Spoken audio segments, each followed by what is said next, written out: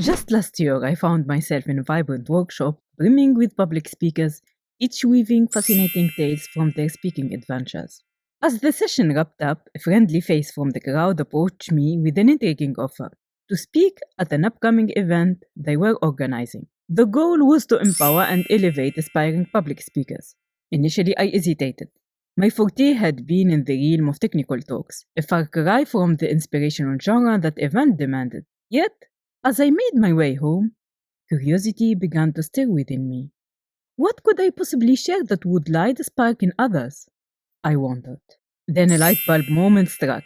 I recalled some articles I'd penned chronicling my content creation journey. One particular memory, a vivid scene from my past, shimmered into focus. With a sense of renewed purpose, I navigated to my Medium blog, scrolled to the target article, clicked on it, and started reading. It was a grey winter day. I was nestled in my usual corner of the lecture hall, a spot that allowed me to melt into the background. The cold from outside had crept inside, intensifying the discomfort gnawing within me. Life in the student dorm was a daily test of endurance, the stark reality of my scant financial resources and the bareness of my needs barely covered was like an echo that wouldn't silence. As I swirled in a whirlwind of apprehension and the hope for some sense of psychological safety, a voice cut through the fog of my thoughts. My name being called resonated through the room like a peal of thunder. Rakia, we are eager to hear your take on this. Would you come forward to present your ideas on this matter? I froze, the words hitting me like an ice blast. Standing at the center of attention, exposure to scrutiny of 30 pair of eyes, it was inconceivable. I clung tighter to my safe haven, the corners of my hiding spot seeming more comforting than ever. I can't, I muttered to myself. I won't. Regaining some composure, I cleared my throat and responded, Sorry, Professor. Is it possible to pass on this one and let someone else take the lead today? Her gaze fell on me, a penetrating look that felt like it was dissecting my very thoughts. It's your turn, Rakia, she stated firmly. This is part of your responsibility as a future engineer. You can't email your boss saying, Sorry, not feeling like engineering today. An inner turmoil swirled within me. Good God, doesn't she understand my struggles? I questioned myself. Or my shuddering self-confidence? But, as her determined gaze held mine, I realized maybe she did. Perhaps her insistence was her way of pushing me out of my comfort zone. I gulped, the reality of her words slowly sinking in, a new challenge in the horizon. Yes, I've got the perfect plan for my talk, I mused with a smile. This scene from my early life as a student would make a great hook for it. All I need now is to sprinkle a few snippets from this article and a touch from an older one. I could already envision the script for my talk in my mind. It's a tapestry woven with my personal tales, sprinkled with the charm of storytelling, and rich with insights from my journey, in which I transformed from a cocooned individual into a confident medium writer, a YouTuber, and a public speaker who gives talks to crowds of hundreds of people. Buzzing with excitement, I quickly typed out a message to the event organizer. Hey there! Just a quick question. Could you let me know when I'm supposed to take the stage? I hit send, feeling a blend of anticipation and eagerness, ready to dive into this new adventure. 5 hours later, a message from them popped up in my inbox. It read, Hello Rakia, that would be from 2 to 2:30 p.m. Here is my suggestion for your talk. Feel free to correct or add. Title, Speaking with a headscarf? My experiences as an IT expert with a migration background. Reading that message, I felt like I'd just been doused with a bucket of cold water. I was speechless for a moment as I tried to process their content. My mind was whirling with questions. Why exactly did they invite me to their event? Is it merely because of my headscarf? I wondered with a tinge of confusion in my tone. I never asked for a talk proposal, so why this unexpected suggestion? Does all my hard-earned expertise and 17 years of dedication boil down to the woman with the headscarf in their eyes? The absurdity of it struck me, and I couldn't help but chuckle, albeit bitterly. What's next? Talks titled Speaking with Glasses, or Speaking with Shoes, or even discoursing barefoot. Frustration and anger grew within me. But you know what? This very frustration became the catalyst for my talk today. This story, with all its twists, is exactly why I'm here. Years ago, the mere thought of turning on my webcam felt like standing at the edge of a cliff. Daunting, dizzying, and terrifying. My digital presence was like a phantom, heard but never seen. During that time, my comfort zone was a fortress, impervious and unyielding. But my frustration and anger at the plans that went awry in my life, and also at myself for being stuck in the place that no longer served me, helped me to break free from these self imposed chains. I took a deep breath and started taking baby steps toward the world of new possibilities. But let me be clear, it wasn't a leisurely stroll in the park. It was more like learning to walk again, with its fair share of tumbles, tears, and grazed knees. And yet, stubbornness became my ally. Fast forward to today, and I stand here ready to share with you a bouquet of hiccups, surprises, and spontaneous plot twists I've encountered on my journey. So let's dive into the rabbit hole of my adventures and explore the turns of stepping out of the shadows and into the spotlight. In 2018, I was sitting in my dimly lit office in Hamburg, staring blankly at my computer screen. I had just finished long hours of coding and was feeling a bit burnt out. But something inside me was stirring. I was always passionate about connecting with the broader world and not being limited by my narrow, closed professional environment. I knew that my expertise as a software engineer could be valuable to other developers out there, and I wanted to share it with as many people as possible. Fueled with the inspiration I gleaned from reading stories that truly spoke to me, and emboldened by my experience of publishing 2 articles in the German tech newspaper Java Magazine in 2014 and 2016, I couldn't help but think to myself, maybe I can do that too. With eager finger, I navigated to Medium's website and clicked on the Write a Story button, ready to pour my ideas onto the blank page and craft the next masterpiece. Though putting my thoughts down on the screen was daunting, and I was skeptical about the quality of the content, I couldn't contain my excitement as I hit the publish button and unleashed my mediocre musing upon the world. But building a personal brand as a content creator is more than just creating and publishing content. It's about creating a reputation, an identity, and a following that is associated with your name, your voice, and your message. It's about creating an image that is unique to you and that sets you apart from the crowd. And it's about creating a connection with a loyal community of people who go beyond reading or watching your pieces to share your ideas, give you constructive feedback, and trust you. The road to building this personal brand was not without its own set of challenges for me. During the next 3 years, I learned that writing was a bit like going to the gym. It's hard to get motivated at first, but once you are there, you're glad you made the effort. And just like going to the gym, I had to work on my English language skills. It's my 3rd language, and I wasn't fluent when I started. And let's not forget, I'm an introvert with a background of being very shy. So putting myself out there and sharing my personal stories wasn't always comfortable.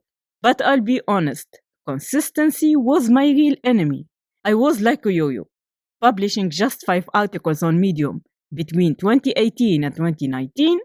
Then I made a New Year resolution to up my game, and in 2020 I published 24 articles. And in 2021 I published 78 articles. In 2022, I was back to my full-time job as a freelance software engineer, but I didn't let that stop me from flexing my writing and filming muscles. I managed to publish 16 articles and added 11 new videos to my YouTube channel. In 2023, I added 40 articles to my Medium blog and published 22 videos on my YouTube channel. Each video was a step out of my comfort zone. And now I'm not just comfortable, but excited to be in front of the camera and enjoy the creative action of producing and editing videos. Another challenge I faced on my journey as a content creator was not having a specific niche. I love dabbling in a variety of subjects from software engineering and entrepreneurship to leadership, writing techniques, and even some creative pieces. I don't like to be confined in a box, and I wanted to overcome my struggle with consistency and hone my craft before narrowing my focus to any niche. That decision allowed me to expand my horizons and learn more about writing styles and tones. With persistence and determination, my content started to gain traction and reach 40k and even 60k views per piece. And it's all thanks to the support and encouragement of my audience and friends. Today, my over 160 articles have amassed 800k views, and I have built over 6k followers on Medium. In 2021, I decided to branch out and start publishing videos on YouTube. I wanted to have a more visual presence, and it was a great way to learn more about the art of voiceover and video editing.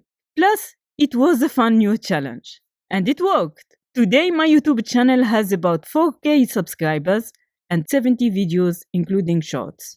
In the same year, 2021, I also gave my first public talk about web performance at the NTJS conference. In January 2022, I published my first Udemy video course, Web Performance 101, How to Boost Your Web Apps, which reached 30k students today. In February 2023, I became a Google Developer Expert in Angular, which was a proud moment. It was a recognition for the hard work and passion I put into my craft and the knowledge I shared with the community. Later in 2023, I gave 6 public talks and was a guest speaker in 3 podcasts.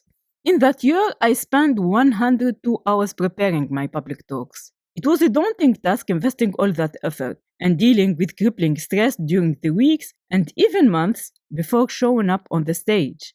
Now, after gaining more confidence, I don't have too much stress, but I plan to be selective when it comes to which conference I want to join as a speaker in order to dedicate more effort to other goals. But that journey isn't just about the numbers and titles. The true reward was the personal growth and opportunities that came with it. I learned to believe in my abilities as a content creator and confidently share my stories and experiences with others. This opened doors to collaborate with few companies and startups, leveraging my unique combination of technical background and storytelling skills. Now, I have a newsletter called TechForge on Substack, and I'm currently working on reaching a broader loyal audience and making more impact. For that sake, I upgraded my YouTube studio setup. In November 2023, my studio got a facelift with some snazzy new gear, which I'm proud of. My motivation for this upgrade was to offer the smoothest, clearest, and 4K videos to my audience. I would like to deliver content that is not just informative, but also a pleasure to watch and listen to. So I bought a Shure SM7DB microphone, a game changer for audio quality, a camcorder camera, and a basic camera tripod. Then I discovered that things didn't work as I expected. I needed to have XLR cables, Rode PSA-1 articulated arm stand, Shure desk stand extension tube, and Focusrite Scarlett 3rd Gen audio interface to use my new microphone. But the story didn't end there. I couldn't use the camera out of the box as I used to with my webcam, which was frustrating to me. So I returned the camcorder and bought a much more expensive one for better quality and easier use, Sony Alpha 7C. However, I underestimated the steep learning curve again.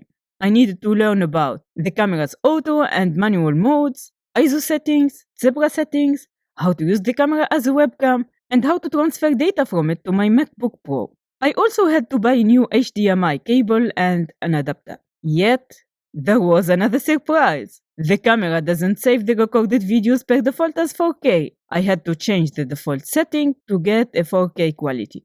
I ended up with long hours watching Sony A7C and similar cameras videos and trying by myself. I even made mistakes, like in this video, where I didn't adjust the ISO setting correctly, which negatively influenced the brightness of the video, though there was a lot of light in the room. But that experience is been worth every frustrating and triumphant moment. With these new tools in hand, I'm committed to taking my content to the next level. So expect clearer explanations and a viewing experience that matches the excellence of my community. On December 30, 2023, I published my first short on YouTube after struggling for days till I figured out how to create a vertical video with iMovie and correctly upload it to YouTube. In the last year, I also enhanced the thumbnail quality of my videos. My new thumbnails have a few common elements: a clearer bold font for the text that stands out against the background, bright and contrasting colors to grab attention, use of visual cues like arrows or surrounding graphics to highlight the main theme, a person in the thumbnail that expresses an emotion related to the content. I am glad I feel quite confident in my video production skills now, as you can see in this demo. Our battleground is a seemingly straightforward task that quickly unravels into a complex puzzle. This task, while elementary at first glance, demands more than just coding skills. It requires strategic thinking, adaptability, and a deep understanding of language nuances. Who will emerge victorious in this clash of coding? Let's delve into their solutions and find out.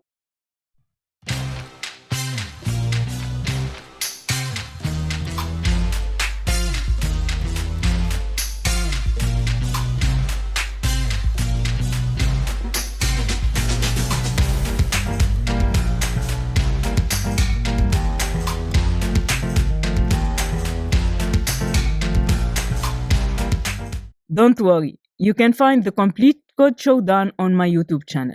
Now I'm looking to reduce the effort I invest per video. Most of my videos take me dozens of hours each till I finish them. When I hear some YouTubers say they spend 6 hours on a video, it looks like a dream for me. And one more thing. Since 2022, I've been getting support from a special person. If you've been watching me for a while, you may have noticed a little guest in some of my videos, like this one, how to use Cloud Mapper to visualize your AWS environment, How to use Cloud Mapper, and 3 tips for a successful software engineering career. If you could go back in time and kickstart your career all over again, what mistakes you wish to avoid or things you want to do differently? And human versus AI code showdown, who dissects messages better. Sounds simple, right? Think again. So, building a personal brand as a content creator can be a daunting task, especially when you are starting. It requires a combination of several factors, including authenticity, consistency, and the passion for sharing knowledge and connecting with others. But trust me, it's worth it. I've been on this transformative journey for a while now, and I'm grateful for it. So, if you are thinking about crafting your voice and building your own personal brand, my advice is simple: just start. And remember the following key elements: be true to yourself and share your unique perspective and experiences. Be open to learning from and connecting with others. Embrace your strengths and weaknesses. I learned to celebrate my unique qualities as an introvert and my background as a shy person, and also embraced my passion for dabbling in different subjects, and it has been one of the best decisions I made. By embracing what makes you different, you can stand out in the crowd and make a real impact with your content. Be consistent in your output. It may take time, but with persistence and hard work, you can establish your personal brand and connect with a larger audience. Be ready to step out of your comfort zone and take risks. This might mean trying new content formats, such as videos or podcasting, or sharing more personal stories. But it also means being open to feedback and criticism and using it to improve and grow. This journey isn't going to be easy, but it's going to be worth it. And as Jordan Peterson stated it, anything worth doing is worth doing badly. And who knows, you might even have a little fun along the way. Now I want to hear from you. What topics are you excited to see covered with my upgraded setup? Thanks for being part of this journey, and see you next time.